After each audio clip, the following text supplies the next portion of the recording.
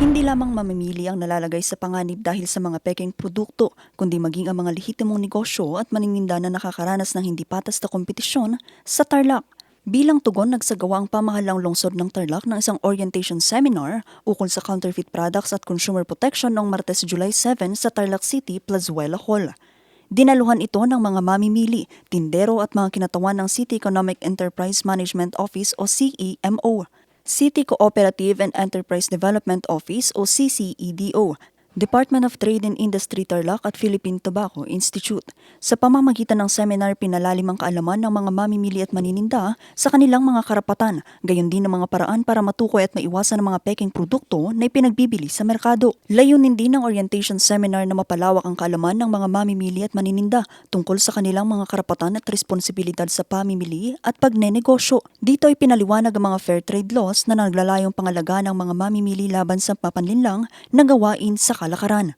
Ayon sa pamahalang lungsod, mahalaga ang mga ganitong seminar upang mapalakas ang responsableng pamimili at pagnenegosyo habang pinapanatili ang ligtas, patas at mapagkakatiwalaang kalakaran sa Tarlac City. Sa pamamagitan ng patuloy ng pakikipagtulungan ng lokal na pamahalaan at mga kaagapay na ahensya, hangad na maprotektahan ang kapakanan ng mga mamimili at mapigilan ang paglaganap ng mga pekeng produkto sa lokal na pamilihan. Samantala, libreng medical at dental consultation, laboratory at x-ray services, libreng gamot at iba pa.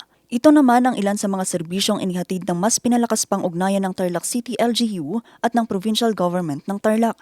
Daan-daang mga Tarlacenyo ang nakinabang sa naturang programa.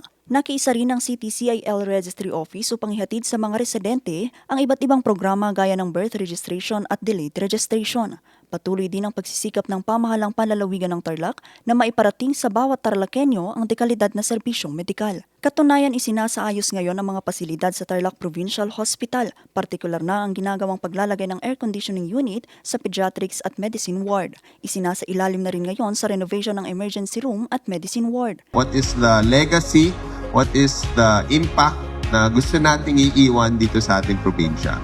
I myself, gusto ko talagang mag-iwan ng mga magagandang sistema. Diba? How do we improve the institution? How do we build the institution? Dahil hindi naman tayo lahat nandito habang buhay. Diba? Pag wala na ba tayo, yung iniwan ba nating impact, trabaho, talagang nararamdaman pa ng ating mga kababayan. Ang mga hakbang na ito ng pamahalang panlalawigan ng Tarlac, patunay raw sa serbisyong may kalinga at pagmamahal sa bawat Tarlacenyo. Vanessa Bugtong, RNG News.